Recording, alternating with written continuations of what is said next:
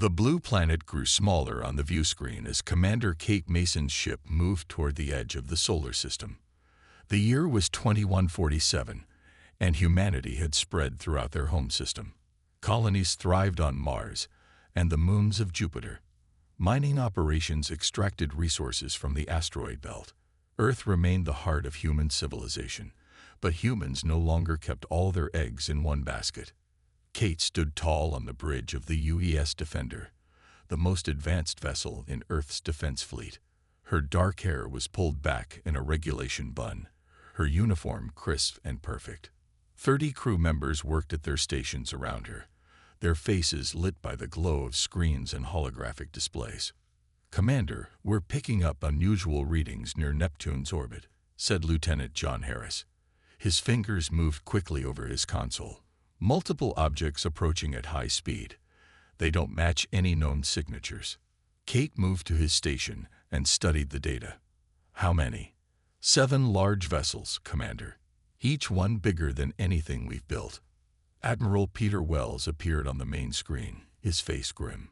"Commander Mason, our sensors confirm the approach of unidentified vessels. This appears to be first contact with an alien civilization. Your mission is to establish communication and determine their intentions." "Understood, Admiral," Kate replied. "We'll approach with caution." The UES Defender changed course, heading toward the incoming fleet. 2 other Earth ships, the Courageous and the Sentinel, fell into formation behind them. As they approached, Kate ordered all weapon systems to standby mode but not armed. First contact protocols were clear: assume peaceful intentions until proven otherwise.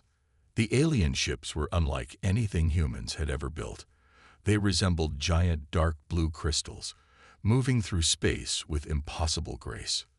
No visible engines or weapons could be seen on their smooth surfaces. "Open a communication channel," Kate ordered. "Broadcast on all frequencies." Lieutenant Harris nodded. "Channel open, Commander." Kate stepped forward. "This is Commander Kate Mason of the United Earth Fleet. We welcome you to our solar system and extend greetings on behalf of humanity." For 3 tense minutes, there was no response.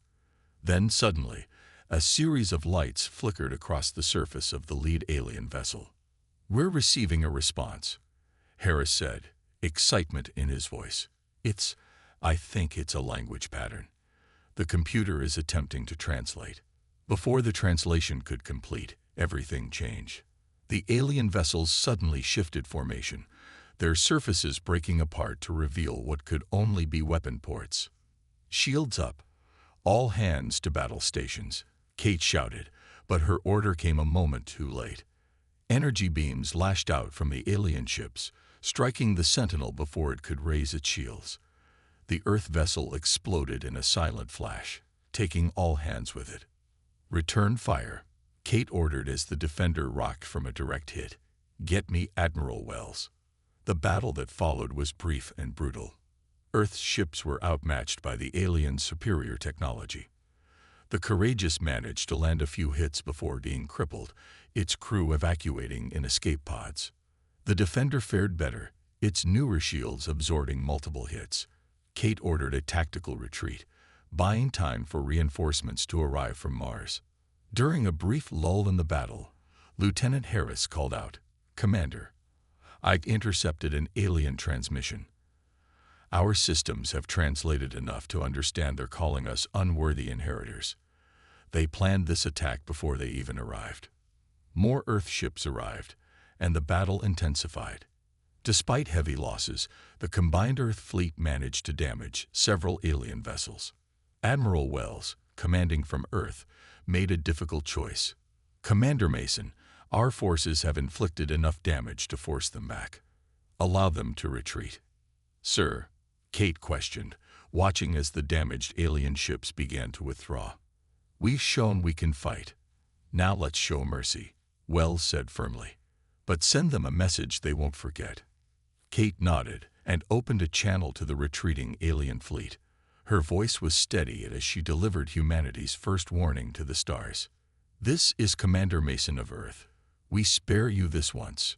Never return." 20 years passed since the first Viridin attack. Earth had changed. The memory of that day remained fresh in the minds of those who survived, driving humanity to prepare for the aliens' return. No one believed the Viridin would stay away forever. Kate Mason, now Fleet Admiral, stood at the window of her office on the Luna Command Station. Earth hung in the blackness before her, beautiful and blue. She had more gray in her hair now, and lines around her eyes that hadn't been there before. "Admiral, Dr. Green is here to see you," said her assistant over the comm. Dr. Olivia Green entered the office carrying a tablet. Her lab coat was wrinkled from long hours of work. She hadn't slept much lately, too excited about her latest breakthrough. "We've done it, Admiral," she said, her eyes bright with excitement. "The new shield system works. We've successfully reverse-engineered the Viridin energy weapon and created a defense against it." Kate nodded, feeling the weight lift from her shoulders. "How soon can we begin installing it on our ships?" "The Mars shipyards are already fitting the prototype on the first vessel. Within 6 months, our entire fleet will be protected." On the other side of the solar system, Captain Daniel Clark ran his specialized rapid response team through another drill. His ship, the UES Interceptor, was designed for one purpose: to counter Viridin tactics. His crew moved with practiced precision, completing the exercise in record time. 3 minutes 20 seconds, Daniel announced. "Better, but still not good enough. The Viridin won't give us second chances. Let's run it again." His second-in-command, Lieutenant Amy Powell, nodded. She was young but talented, one of the best pilots in the fleet. "You heard the captain. Reset and prepare for another run." Meanwhile, on Europa, Lisa Bauman sat in her research lab surrounded by displays showing the limited data Earth had gathered on the Viridin. As a diplomatic officer specializing in sinolinguistics, her job was to understand their language and culture. "There's something religious about their transmissions," she muttered to herself, studying the patterns. "They kept referring to unworthy inheritors. What does that mean?" The early warning system suddenly pinged on her desk. Lisa pulled up the alert and frowned. It was from one of the outposts in the Kuiper Belt. Commander Sam Rodriguez had been patrolling the outer solar system for 3 months. It was boring work, but necessary. His ship's sensors picked up an anomaly near Pluto. "What do we have?" he asked his sensor operator. "Sir, it's small, about the size of a car. Definitely artificial, and definitely not one of ours." Sam leaned forward. "A probe?" "Yes, sir. And it's using some kind of stealth technology. We almost missed it." Sam didn't hesitate. "Capture it if possible. If not, destroy it. And alert command immediately." The news of the stealth probe spread quickly through Earth's military leadership. Admiral Mason called an emergency meeting of the Defense Council. "This confirms our fears," she said, looking at the faces around the table. "The Viridin are scouting us. They're preparing to return." Major Frank Collins, head of strategic operations, nodded grimly. "Our intelligence suggests they're gathering a much larger force this time. They won't underestimate us again." "Are we ready?" asked one of the council members. Admiral Mason thought of Dr. Green's shields, of Captain Clark's rapid response teams, of the early warning network that had detected the probe. She thought of 20 years of preparation, of humanity united by a common threat. "We're more ready than they expect," she said firmly. "Last time, we were surprised. This time, we'll be waiting for them." As if to punctuate her words, alarms began to sound throughout the station. A communications officer burst into the room. "Admiral, long-range sensors are detecting multiple wormhole signatures at the edge of the solar system. Massive energy readings consistent with a large fleet." Kate Mason stood, her face set with determination. "Sound the alert to all Earth forces. The Viridin have returned." Red alert sirens blared throughout the solar system. From Earth to Mars, from the Jupiter moons to the mining outposts in the asteroid belt, humanity prepared for war. The Viridin had returned with a fleet 3 times larger than before. Admiral Kate Mason stood in the command center of the UES Vengeance, Earth's newest and most powerful warship. Holographic displays showed the approaching Viridin vessels emerging from multiple wormholes near Neptune. "All defense fleets report ready, Admiral," said her communications officer. Kate nodded, her face grim. "Deploy as planned. Defensive positions around Earth, Mars, and the major colonies. Captain Clark's rapid response fleet should hold back for now." The order went out, and hundreds of Earth ships moved into formation. This time, humanity was ready. But the Viridin did something unexpected. Instead of heading toward Earth or engaging the defense fleet, their ships split into smaller groups and accelerated toward Mars. "They're bypassing our main defensive line," Kate said, realizing their strategy. "They're going after civilian targets first. Redirect Fleet Group 2 to protect the Mars colonies. And get me Captain Clark." Daniel Clark's face appeared on the view screen. "Admiral, we see it. Permission to intercept." "Granted. Your rapid response team is closest. Delay them until reinforcements arrive." On Mars, panic spread through the colonies as the Viridin ships appeared in the sky. Lieutenant Amy Powell was visiting her family in Olympus City when the alarm sounded. "All civilians proceed to the emergency shelters immediately," came the announcement over the city speakers. Amy's training kicked in.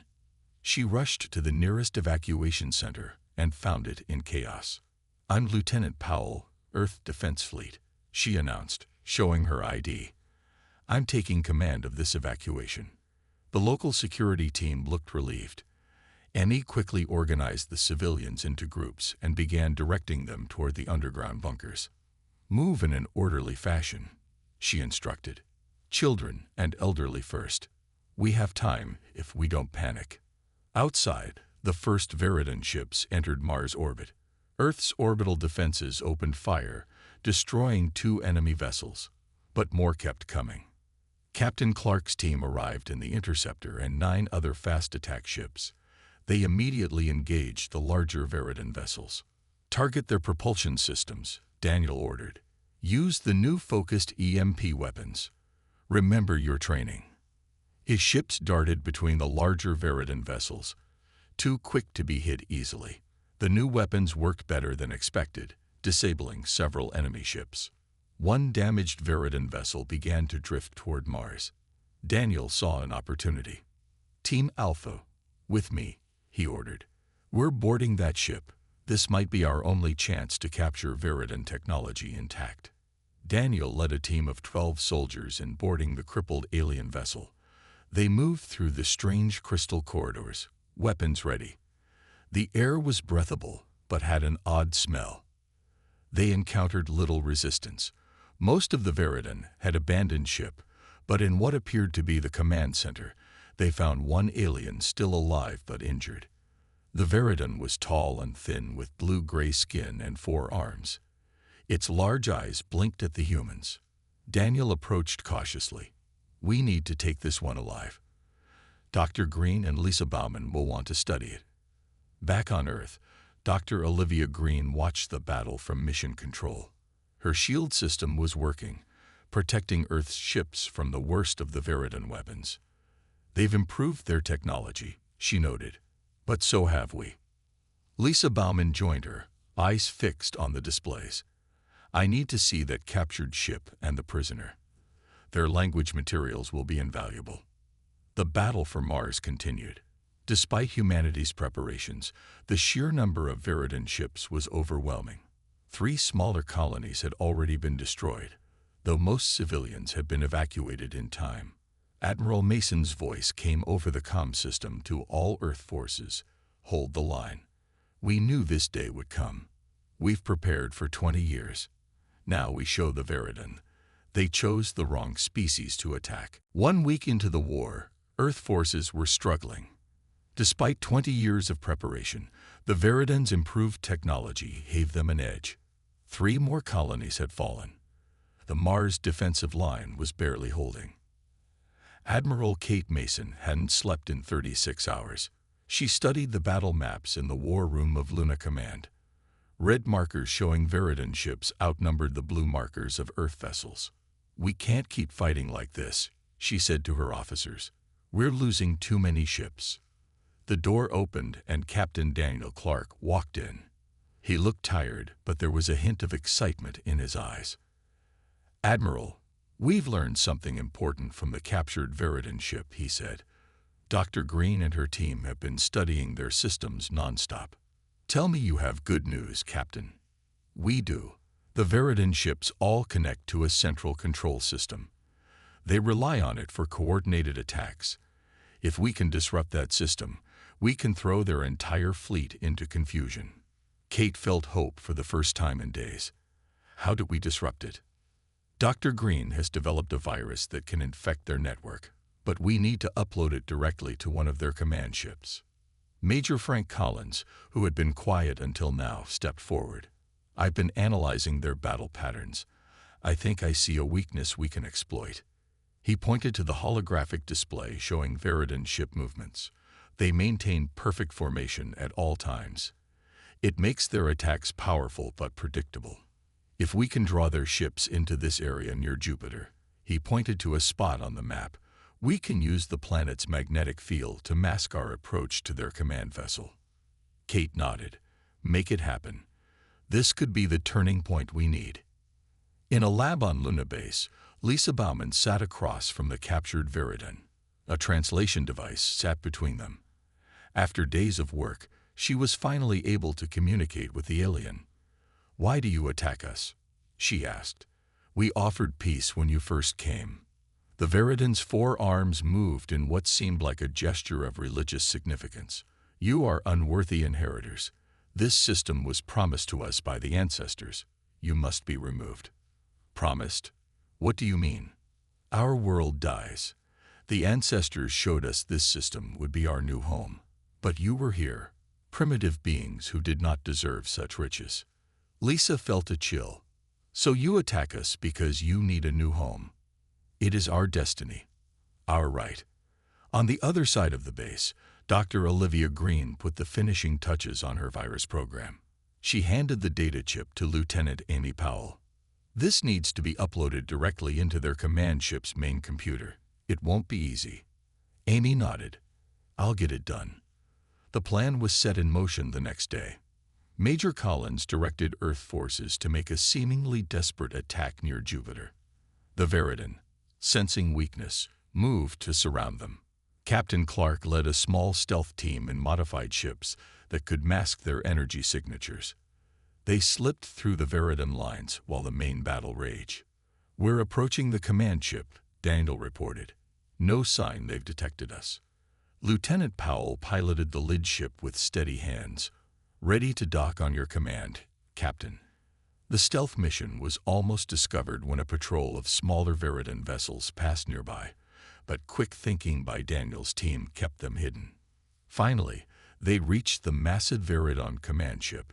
Using equipment reverse-engineered from the captured vessel, they cut through the hull and entered. "Remember, we need to reach their central computer core," Daniel reminded his team. "Amy, you have the virus. The rest of us will provide cover." Fighting broke out as they moved through the ship. The team lost 2 soldiers, but kept pushing forward. Finally, they'd reached the computer core, a towering crystal structure pulsing with blue light. "Cover me," Amy said, moving toward an access point with the data chip in hand. Veridan soldiers flooded the room, and Daniel's team formed a defensive circle around Amy. She worked quickly, following Dr. Green's instructions to upload the virus. "It's done," she shouted as the crystal structure's blue light flickered and turned red. "Fall back to the ships," Daniel ordered. Mission accomplished.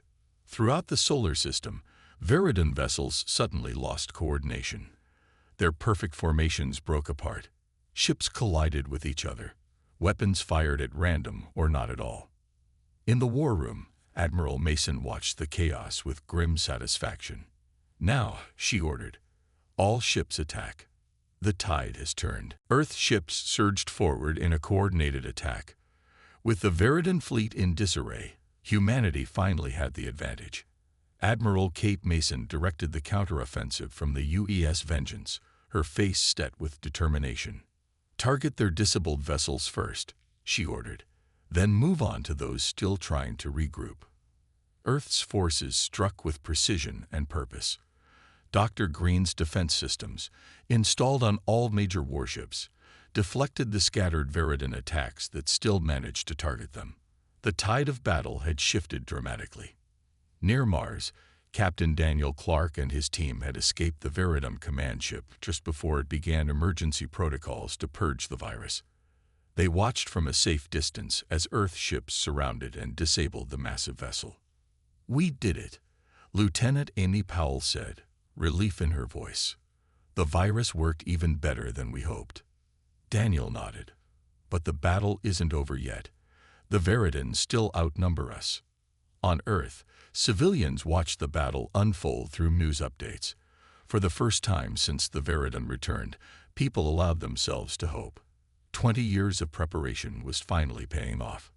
In orbit around Jupiter, Major Frank Collins directed a fleet of Earth's fastest ships in hit-and-run attacks against Veridan stragglers. His tactical genius shone as he exploited the confusion in the enemy ranks.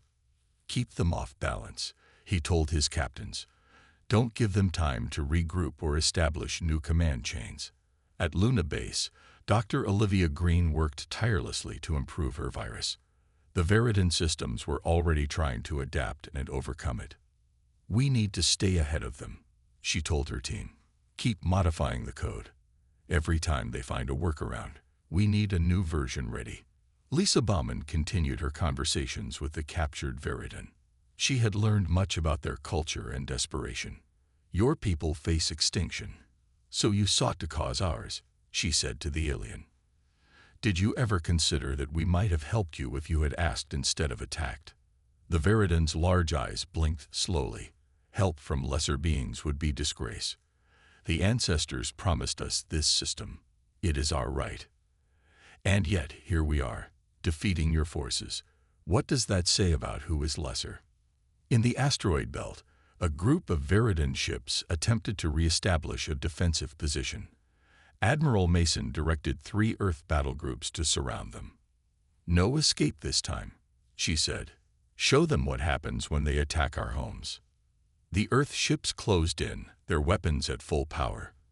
The Veridan fought back fiercely, but without their central coordination, they were no match for humanity's organized assault. One by one, the alien vessels were disabled or destroyed. Lieutenant Powell led a boarding party onto another captured Veridan ship. While searching the vessel's database, she made a surprising discovery. "Captain Clark, Admiral Mason," she reported, "I found information about the Veridan homeworld. Their star is dying. Their entire system is becoming uninhabitable. That's why they're so desperate to take ours."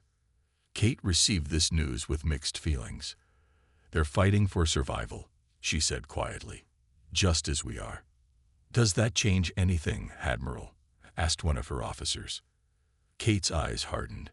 They chose violence when they could have chosen diplomacy. They targeted civilians first. Understanding their desperation doesn't excuse their actions. Throughout the solar system, the counterattack continued.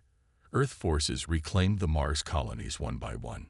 The orbital platforms around Jupiter and Saturn, briefly occupied by Veridan forces, were liberated.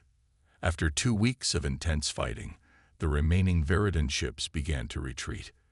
They gathered near Neptune, where they had first appeared, forming a defensive perimeter as they prepared to escape through artificially generated wormholes. Admiral Mason called a meeting of Earth's High Command. "They're retreating. We need to decide whether to let them go or press our advantage." Major Collins studied the tactical display. "We have them on the run. If we let them escape, they'll return with an even larger force." "We have something we didn't have 20 years ago," Kate said. "The technology to track them to their staging area." The decision was made. Earth would not repeat the mistake of showing mercy without ensuring their safety.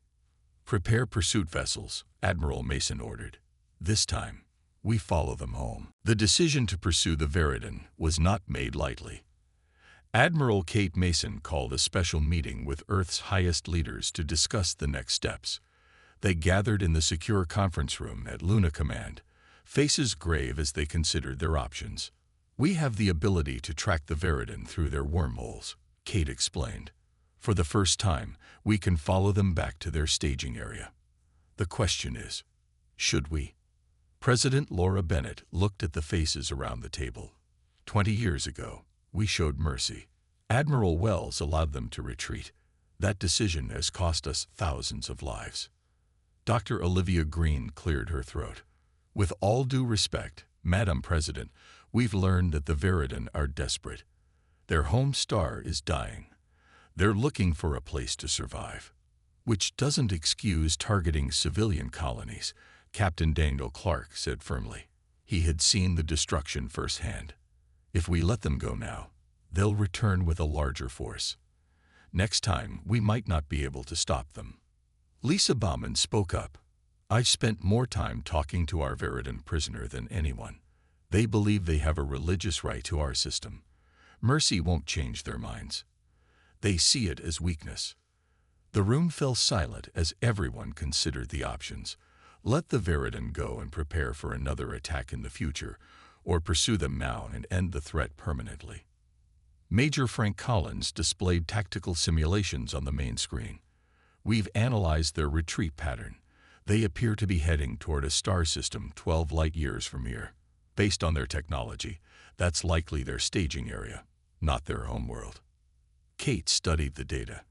"If we pursue them now, we can destroy their staging area and prevent them from launching another invasion. But it would mean leaving our system vulnerable while our main fleet is away." "Not necessarily," Dr. Green said. "The defense platforms we've built could protect the inner system, and we've almost finished the automated drone fleet. They could provide additional coverage." President Bennett stood. "We cannot afford to show mercy again, not when they've proven they will return to destroy us." She turned to Admiral Mason. "Prepare a pursuit fleet. End this threat once and for all." The meeting concluded, and preparations began immediately. Earth's newest and most powerful ships were equipped with Dr. Green's latest defense systems and weapons. Captain Clark's rapid response team was assigned to lead the pursuit, with Major Collins providing tactical support. Lieutenant Amy Powell approached Admiral Mason after the meeting. "Admiral, I'd like to volunteer for the pursuit mission." Kate studied the young officer. Amy had proven herself repeatedly during the conflict. "Granted, Lieutenant. We need our best people for this." As the pursuit fleet prepared to depart, Lisa Bauman made a last-minute request to join the mission. "I know more about the Veridan than anyone else. You may need me if there's any chance for communication." Though some opposed bringing a civilian, Kate approved the request. Sometimes understanding your enemy is as important as fighting them. 3 days later, the pursuit fleet gathered near Neptune, where the last of the Veridan ships were disappearing through wormholes. Earth scientists had developed a way to keep the wormholes stable long enough for their ships to follow. Admiral Mason addressed the fleet from the bridge of the flagship, UES Vengeance. "This mission carries the hopes of humanity. The Veridan attacked us without provocation 20 years ago. We showed mercy. They returned with a larger force to wipe us out. We will not make the same mistake twice." She paused, looking at the determined faces of her crew. "Our mission is clear. We will follow the Veridan to their staging area and destroy their ability to threaten Earth again. We fight not just for vengeance, but for the safety of every human in our solar system." Captain Clark stood on the bridge of the Interceptor, his ship at the front of the formation. "All systems ready, Admiral. We're prepared to enter the wormhole on your command." Kate gave the order that would change the course of the conflict forever. "All ships forward. For Earth." One by one, Earth's vessels entered the swirling vortex of the wormhole, heading toward a confrontation that would determine the fate of both species. The journey through the wormhole lasted only minutes, but to the crews of Earth's ships it felt much longer. Strange lights and energies whirled around their vessels as they traveled through space folded upon itself. When they emerged, they found themselves in an unfamiliar star system. A red dwarf star burned dimly at its center. Around it orbited several planets, but what immediately caught everyone's attention was the massive fleet assembling near the third planet. "My God," whispered Admiral Kate Mason as she stared at the tactical display. "There must be hundreds of them." The Veridan had indeed been preparing for a final assault on Earth. What remained of their first attack force had joined a much larger armada that was nearly ready to depart. "They didn't expect us to follow them," Captain Daniel Clark said. "We have the element of surprise." Kate nodded. "We won't get a better chance. All ships, battle formation. Target their largest vessels first." Earth's fleet moved swiftly, catching the Veridan completely off guard. Dr. Green's defense systems protected them from the initial counterattack, while their weapons tore through unprepared Veridan ships. Major Frank Collins directed their tactical approach. "They're still trying to organize. Keep hitting them from multiple angles. Don't let them form up." Lieutenant Amy Powell led a squadron of fast attack ships that darted between the larger Veridan vessels, targeting their engines and weapons. "They're not used to fighting in their own territory," she reported. "Their formations are sloppy." In the chaos of battle, the Earth forces identified what appeared to be the Veridan command station, a massive structure orbiting the third planet. Admiral Mason directed their main assault toward it. "Captain Clark, take your team and board that station," she ordered. "If possible, locate their leadership. We need to end this once and for all." Daniel gathered his best soldiers, including Amy Powell. "This won't be easy, but it may be our only chance to stop this war." Their boarding craft navigated through the debris of destroyed ships, eventually docking with the command station.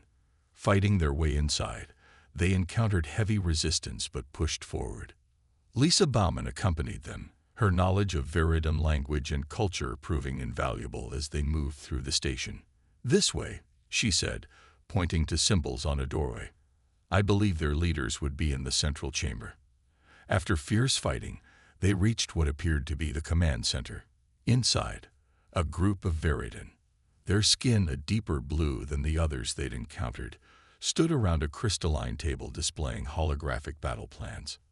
One Veridan, larger than the rest and wearing ornate armor, stepped forward.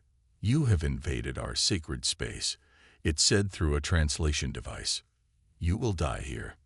Daniel stood his ground. "We didn't start this war. You did, 20 years ago, when you attacked Earth without provocation. Your existence in our promised system is provocation enough," the Veridan leader replied. Lisa stepped forward. "Your world is dying. We understand that. But attacking us wasn't your only option." The Veridan leader made a dismissive gesture. "Mercy is weakness. Had we destroyed you completely the first time, we would now have your system." Captain Clark's expression hardened. "That's where you're wrong. Mercy isn't weakness. It's strength. And we showed you mercy once." Outside, the battle had turned decisively in Earth's favor. The surprised Veridan fleet was in ruins, with only a few dozen ships still fighting. Admiral Mason's voice came through Daniel's comm. "Captain, we've achieved victory out here. What's your status?" "We've found their leadership," he reported. "Permission to deliver our message." "Granted, Captain." "Make it clear." Daniel faced the Veridan High Command. "This is humanity's final warning. We spared you once. That mercy was mistaken for weakness. Never again will we show such restraint." He turned to Amy. "Set the charges. We're destroying this station after we leave." "But," he added, looking at the Veridan leader, "we'll leave one ship intact. You can use it to carry survivors and our warning back to your homeworld." As Earth's forces withdrew from the devastated Veridan staging area, Admiral Kate Mason stood on the bridge of the Vengeance, watching the stars. They had won a decisive victory, but at great cost. "Do you think they'll heed our warning this time?" asked Lisa, who stood beside her. Kate's expression was solemn. "For their sake, I hope so. But either way, humanity will be ready." The fleet set course for home, leaving behind a single Viridon ship carrying survivors and humanity's last warning.